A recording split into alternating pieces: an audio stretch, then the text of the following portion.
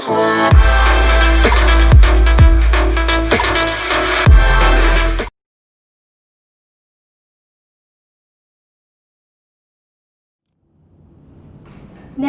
sebelum kita melakukan operasi hitung bilangan pecahan, terlebih dahulu kita akan mengenal jenis-jenis pecahan.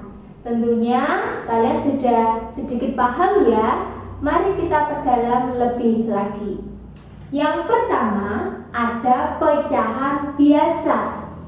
Nah, pecahan biasa itu dibedakan menjadi dua, yaitu pecahan sejati dan pecahan tidak sejati. Pecahan sejati adalah pecahan yang pembilangnya lebih kecil daripada penyebutnya. Kita bisa menuliskan contohnya 1/3. Ada lagi 2/3. Selanjutnya ada 3/5. Kenapa dikatakan sejati? Kita lihat pembilang dan penyebutnya. Pembilang dan penyebutnya ini hanya memiliki satu faktor dan hanya bisa dibagi oleh bilangan itu sendiri, sehingga dikatakan pecahan sejati atau sudah tidak bisa kita sederhanakan lagi. Yang berikutnya adalah pecahan tidak sejati. Pecahan tidak sejati adalah pecahan yang pembilangnya lebih besar dari penyebutnya. Contohnya ada 5/3, ada lagi 5/2, ada lagi 3/2, dan seterusnya. Yang kedua adalah pecahan senilai atau dikatakan ekuivalen, yaitu pecahan yang bernilai sama. Contohnya 1/2 sama dengan 2/4 sama dengan 4/8 sama dengan 8/16. Contoh lainnya kita dapat menuliskan 1/3 sama dengan 2/6 sama dengan 3/9. Yang berikutnya adalah pecahan campuran. Pecahan campuran adalah pecahan yang terdiri dari bilangan bulat diikuti dengan pecahan biasa. Contohnya 21/4. Depannya bilangan bulat diikuti dengan pecahan. Ada lagi 3/2/5. Contoh lagi misalnya 5/1/7 dan seterusnya. Yang berikutnya adalah persen. Persen adalah pecahan yang penyebutnya 100. Jadi dibaca per 100. Biasanya dilambangkan dengan simbol seperti ini. Contohnya 5/100 sama dengan 5%. Selanjutnya 25/100 sama dengan 25%. Yang berikutnya adalah per mil. Per mil adalah pecahan yang penyebutnya 1000, dibaca per 1000, dilambangkan dengan simbol seperti ini. Sama seperti persen, hanya bedanya untuk penyebutnya per 1000. Contohnya 25/1000 sama dengan 25 per mil. Contoh lagi, 300 per 1000 sama dengan 300 per mil. Yang berikutnya adalah pecahan desimal. Pecahan desimal adalah pecahan dengan penyebut khusus. Contohnya ada per 10, per 100, per 1000, per 10.000, dan kelipatannya. Nah, untuk menuliskan pecahan desimal ini biasanya ditambahkan dengan tanda koma. Tanda koma ini mengikuti seiring dengan per 10 atau per 100 atau per 1000. Contohnya, bentuk dari per 10 misalnya 7 per 10. Kita tuliskan 0,7. Karena ini merupakan satu angka di belakang koma, mewakili per 10. 10 mewakili satu angka di belakang koma. Kita cari contoh per 100. 25 per 100 menjadi 0,25. Dua angka di belakang koma merupakan atau mewakili dari 100, bentuk ratusan. Kemudian contoh untuk per 1000, misalkan 254 per 1000.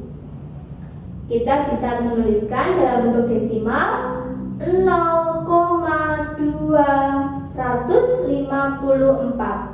Tiga angka di belakang koma ini mewakili per 1000.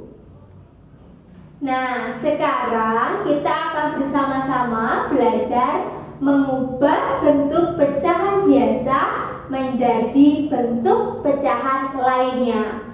Tadi kita sudah belajar tentang jenis-jenis pecahan, maka kita akan mengubah pecahan biasa menjadi bentuk pecahan campuran, persen, per mil, dan lain sebagainya. Yang pertama, kita menyederhanakan pecahan terlebih dahulu. Misalkan ada pecahan 2 per 4. Nah, pecahan 2 per 4 ini bisa kita sederhanakan menjadi bentuk pecahan yang paling kecil.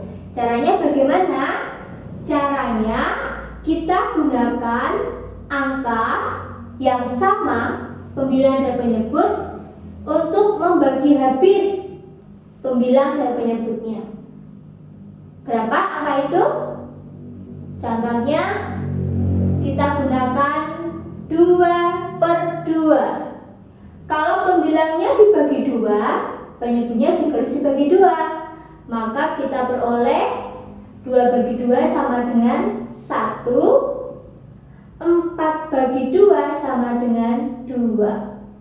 Sehingga 2 per 4 sama dengan 1 per 2. Contoh lainnya, ada pecahan 3 per 6. Kita bagi dengan angka berapa? 3 ya. Kita bagi dengan 3 per 3. Ingat, untuk menyederhanakan pecahan, pembilang dibagi 3 berarti penyebut juga harus dibagi 3. Bagaimana menentukannya? Kita lihat pecahannya. Kita cari angka yang sama untuk dipakai membagi habis pembilang dan penyebutnya. Sehingga diperoleh 3 bagi 3 sama dengan 1. 6 dibagi 3 sama dengan 2. Jadi 3 per 6 bentuk sederhana yang paling sederhana adalah 1 per 2. Selanjutnya, mengubah pecahan biasa menjadi pecahan campuran. Contohnya ada bilangan pecahan 5 per 3. Bagaimana kita mengubahnya? Lihat pembilang dan penyebutnya berbeda angka ya. Caranya adalah kita lihat pembilangnya. Karena pembilangnya lebih besar daripada penyebutnya, kita bisa langsung gunakan 5 dibagi 3. 5 bagi 3 dapat 1. Kemudian hasilnya 3 kali 1 adalah 3. Berarti 5 punya sisa. Sisa berapa? Sisa 2. Maka kita tuliskan sisa 2 per 3. Jadi pecahan 5 per 3 diubah menjadi pecahan campuran menjadi 1, 2 per 3. Nah, syarat untuk mengubah pecahan biasa menjadi pecahan campuran, kita perhatikan pecahannya.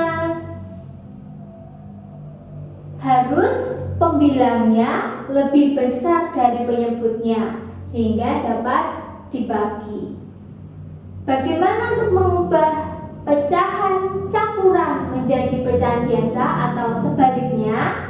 Contohnya, ibu punya pecahan campuran 1, 2 per 4. Kita akan ubah ke bentuk sebaliknya menjadi pecahan biasa ya. Caranya adalah kita perhatikan penyebutnya. Penyebut 4 dikalikan bilangan bulan depannya. 4 kali 1 sama dengan 4. Kemudian ditambahkan dengan pembilangnya. Jadi 4 kali 1 ditambah 2 per penyebutnya sama.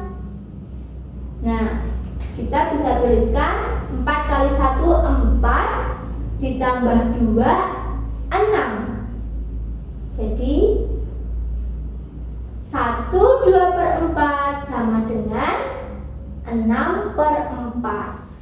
Nah, yang ketiga, mengubah pecahan biasa menjadi pecahan desimal dan sebaliknya, desimal menjadi pecahan biasa. Ingat, desimal itu memiliki penyebut khusus ya, ada per 10, ada per 100, per 1000 dan kelipatannya. Contohnya 2 per 10 berarti sama dengan 2 dibagi 10. Berarti langsung kita dapat tuliskan 0,2. 2 per 10 menjadi 0,2. Satu angka di belakang koma mewakili per 10. Selanjutnya, kalau ibu misalkan punya pecahan biasa 4 per 5, bagaimana kita ubah menjadi bentuk desimal? Kita lihat, kita perhatikan penyebutnya. Penyebutnya adalah 5. 5 itu bisa kita ubah menjadi bentuk per 10 atau juga bisa kita ubah ke bentuk per 100. Nah, tapi kita pakai yang sederhana ya, yang paling sederhana, yaitu kita ubah menjadi bentuk per 10. Karena desimal tadi syarat khususnya adalah per 10, per 100 dan per 1000 atau kelipatannya. Jadi 5 ini kita kalikan berapa supaya menjadi per 10? Kita kalikan 2 ya. Karena penyebutnya dikalikan 2, maka pembilang juga dikalikan 2. Sehingga 4 kali 2 sama dengan 8. 5 kali 2 sama dengan 10. Ingat, desimal sudah memiliki penyebut per 10 khusus, sudah didapat 8 per 10, maka langsung dapat kita tuliskan menjadi 0,8. Satu angka di belakang koma mewakili per 10.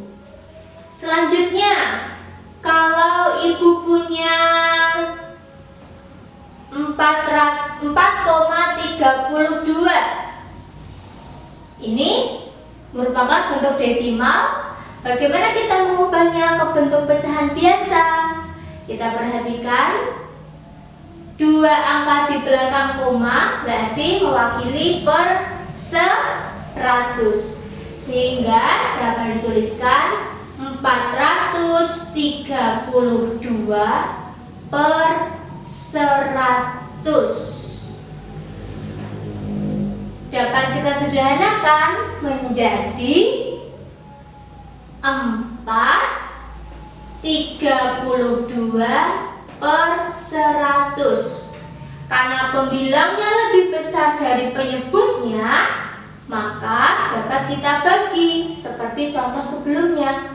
432 dibagi 100 sama dengan 400 dibagi 1 dapat 4, sisa 32 per 100. Yang berikutnya kita akan mengubah pecahan menjadi persen dan sebaliknya. Ingat, persen adalah per 100. Semisal ibu punya contoh pecahan 2/4. Bagaimana kita mengubah ke bentuk persen?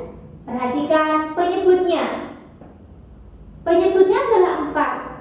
Persen adalah per 100. Maka 2/4. 4 di sini penyebutnya kita kalikan berapa supaya menjadi per 100? Kalikan berapa? Kalikan 25. Nah, begini ya. Karena penyebutnya kalikan 25, maka pembilangnya juga dikalikan 25. Sehingga diperoleh 2 kali 25 sama dengan 50. 4 kali 25 sama dengan 100. Maka sudah kita peroleh 50 per 100. Dapat dituliskan menjadi 50%. Contoh lagi, semisal 4/5. Nah, 5 ini kita kalikan berapa supaya penyebutnya menjadi per 100? Berarti 5 dikalikan 20. 5 kali 20 berarti pembilang juga kita kalikan 20. 4 kali 20 sehingga menjadi 4 kali 20 sama dengan 80. Diperoleh 80 per 100 sama dengan 80 lambang persen seperti ini. Sebaliknya, bagaimana kita mengubah persen menjadi pecahan? Semisal Butrias punya 25%. Berarti 25 per, ingat persen adalah per 100. Nah, ini sudah merupakan pecahan. Tapi kalian lihat, bisakah kita sederhanakan menjadi bentuk yang paling sederhana? Bisa ya, yaitu dengan membagi berapa? Dengan membagi 25 per 25. Karena pembilangnya 25%, penyebutnya 100%, maka paling sederhana kita bisa bagi dengan 25 per 25, sehingga diperoleh 25 bagi 25 sama dengan 1. 100 dibagi 25 sama dengan 4. Gini, jadi 25% sama dengan 1/4.